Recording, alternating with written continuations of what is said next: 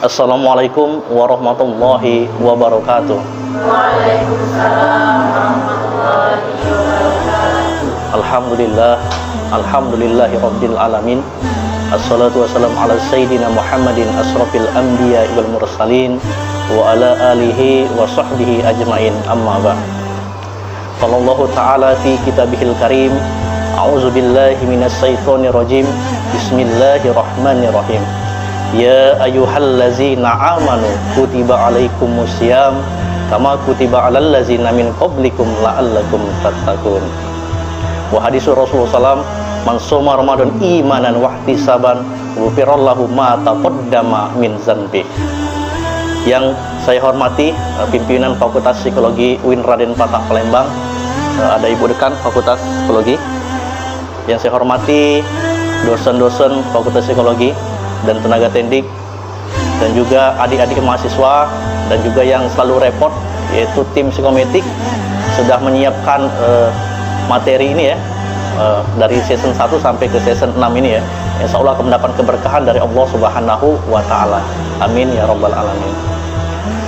Puji dan syukur marilah senantiasa kita aturkan atas dari Allah Subhanahu wa Ta'ala, karena berkat jualah kita masih bisa diberikan suatu nikmat, yaitu nikmat iman dan nikmat Islam, sehingga kita bisa berkumpul di musolah Fakultas Psikologi ini, insya Allah dalam keadaan sehat walafiat, dan akan mendapatkan keberkahan dari Allah Subhanahu wa Ta'ala.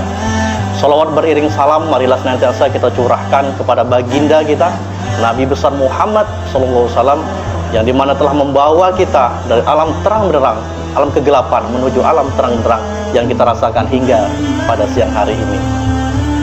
Di sini saya akan mengutip dari Al-Quran surah Al-Baqarah ayat 183 tadi, yang menjelaskan Bismillahirrahmanirrahim. Ya ayyuhallazina amanu kutiba alaikumusiyam kama kutiba alal ladzina min qablikum la'allakum tattaqun. Yang artinya, hai orang-orang yang beriman, diwajibkan atas kamu berpuasa sebagaimana telah diwajibkan atas orang-orang sebelum kamu, agar kamu bertakwa. Jadi di sini Allah itu mewajibkan kepada orang-orang yang beriman. Dia tidak menggunakan ya ayuhan nas, tetapi ya ayuhallazi, yaitu mewajibkan kepada orang-orang yang beriman, yaitu untuk melaksanakan puasa di bulan suci Ramadan ini, sehingga kita bisa dapat predikat takwa itu sendiri.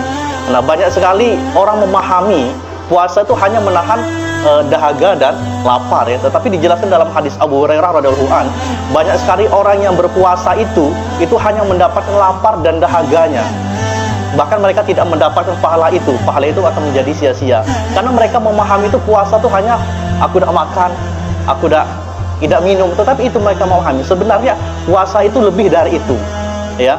Anggota tubuh kita dipertanyakan, apakah tangan kita digunakan untuk kebaikan, lisan kita, perbuatan kita, kaki kita, dan kita renungkan kepada diri kita masing-masing. Apakah kaki kita ini sudah kita gunakan untuk melangkah, untuk beribadah kepada Allah Subhanahu wa Ta'ala? Apakah tangan kita sudah kita gunakan untuk memberi bantuan, untuk sedekah, dan untuk berbuat baik kepada Allah Subhanahu wa Ta'ala? Dan juga kita renungkan, apakah lisan kita sudah banyak kita gunakan untuk membaca kitab suci Al-Quran, untuk berbuat baik, untuk berbicara yang baik. Hal inilah yang menjadi konteks takwa kita itu kepada Allah Subhanahu wa Ta'ala.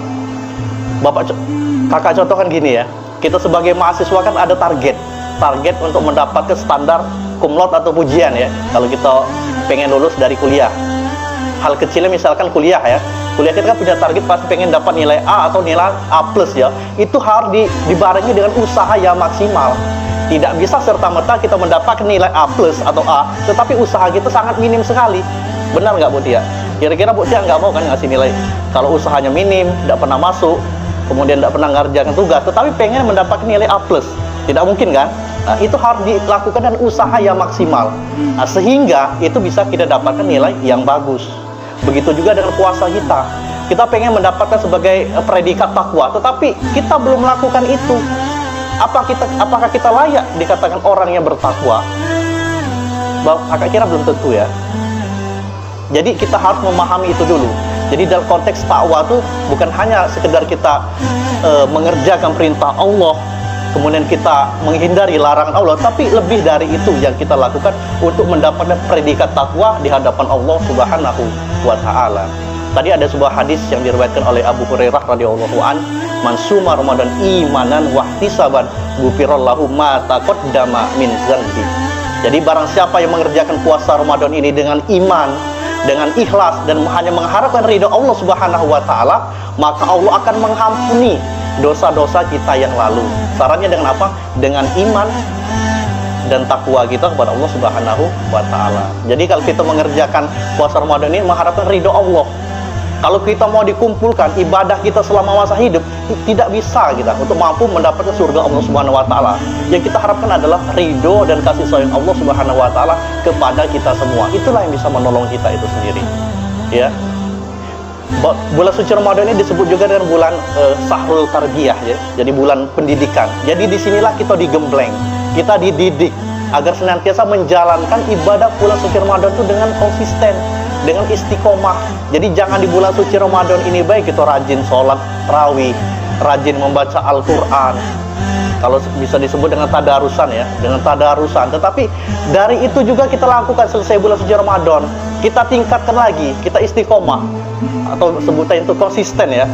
Lebih baik kita sedikit-sedikit tetapi konsisten untuk menjalankan nilai ibadah kita itu kepada Allah Subhanahu wa taala. Daripada sehari kita baca ayat 1 juz Quran, tetapi ke depannya tidak pernah lagi kita baca. Lebih baik kita dikit-dikit satu lembar, atau habis dari sholat wajib itu 1 lembar kita baca, 1 lembar baca, tetapi terus istiqomah kita membaca. Daripada kita membaca sekali baca 1 juz, tetapi kedepannya tidak pernah kita bacakan lagi. Jadi harus ada istiqomah di dalam kita melakukan ibadah sahrul qiyam, bulan suci Ramadan, atau sholat, ya, bulan yang dilakukan dengan sholat. Kalau biasanya kita lakukan itu sholat tarawih, ya, sholat tarawih. Nah, itu kalau bisa setelah kita melakukan setelah selesai puasa di bulan suci Ramadan, kita masih tetap melaksanakan sholat sunnah itu. Misalkan sholat qiyamul lail, ya, sholat malam, sholat tahajud, sholat hajat, itu masih tetap kita lakukan. Jadi jangan hanya kita di bulan suci Ramadan ini kita bergegas, kita semangat sekali melakukan sholat tarawih, tetapi setelah itu kita biasa baik, kendor iman kita. Itulah kadang ada orang bertanya, "Kak, kok iman aku ini kadang naik, kadang turun," katanya kan. Al-imanu yazidu wa yanqus, katanya kan. Iman seseorang itu kadang naik, kadang turun.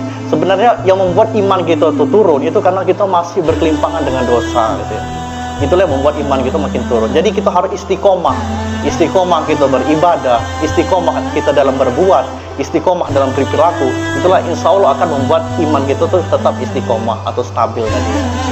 Dan juga terakhir ada bulan suci Ramadan disebut dengan Sahrul Maghfirah, ya, atau disebut dengan bulan pengampunan, ya. Disinilah kita gunakan di bulan suci Ramadan ini kita memohon ampun kepada Allah Subhanahu wa taala.